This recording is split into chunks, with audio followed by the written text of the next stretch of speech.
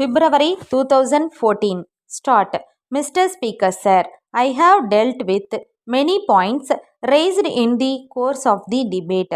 There are only one or two points which I will deal with now. With regard to prices, it is necessary that they should come down.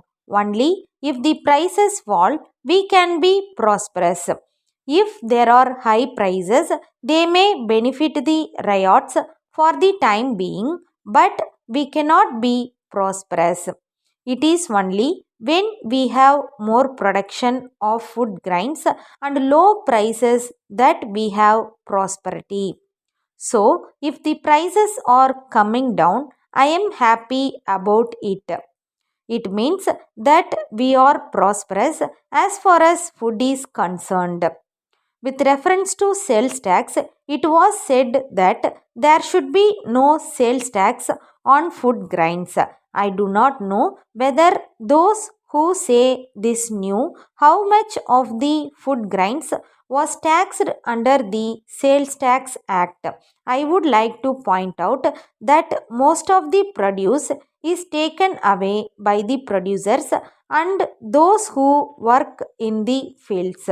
In the circumstances that quantity does not come within the purview of the Sales Tax Act at all. Necessary calculations have been made, and I am told that only about 20% of the produce is sold in the open market. Even from this, we will have to exclude the grains which are sold by small traders in the streets for which there is no sales tax at all.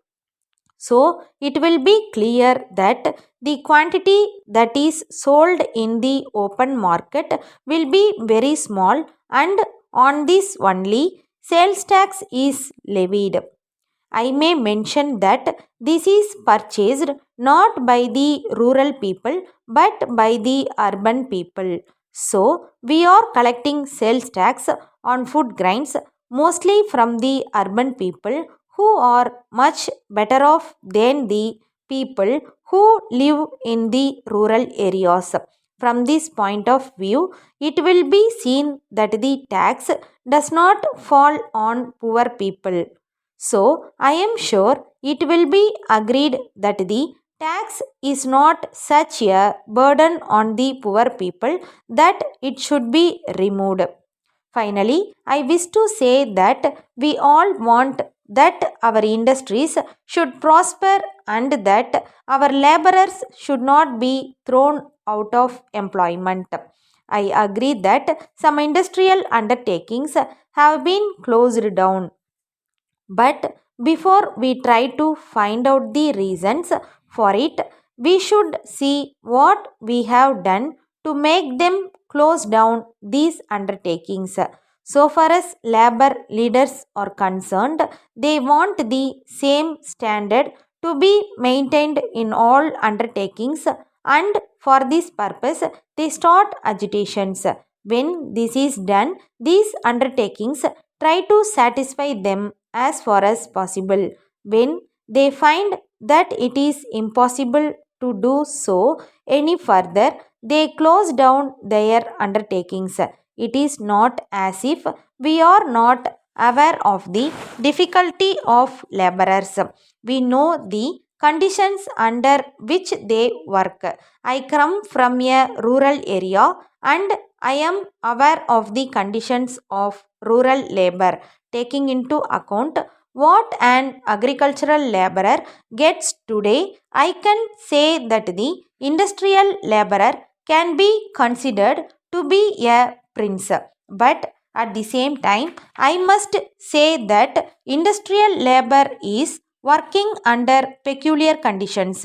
It is a fact that political parties try to make use of industrial labor on account of their agitations from time to time. It is very difficult for the industrial undertakings to carry on their work. So, at some time or other, they are compelled to close down. Letter from Balu Silk, and Textiles Company, Kolkata, to Messrs. Jiva Brothers, Mumbai. Dear sirs, we have received the monthly reports of sales tax submitted by you. On going through them, we were surprised to find that for the past 1 year you have been holding very heavy stocks with you.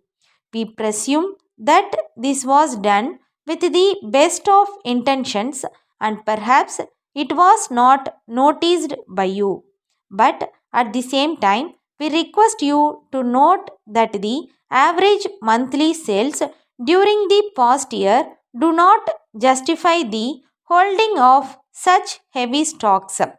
We have no doubt that you will agree with us that holding of such heavy stocks locks up capital and we have to lose interest on capital. Further, we have to inform you that it also increases our expenses on burglary and fire insurance premium.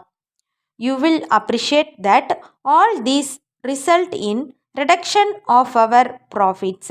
In the present circumstances, we would advise you to reduce your stocks as much as possible and as early as possible by taking all necessary steps in the matter. If necessary, you may even hold a sale at prices up to 10% below normal. For your future guidance, we would suggest that you may regulate your stocks suitably in such a way that you only hold stocks equivalent to about 2 months average sales and it would be unwise to cross this limit. Yours faithfully. Stop.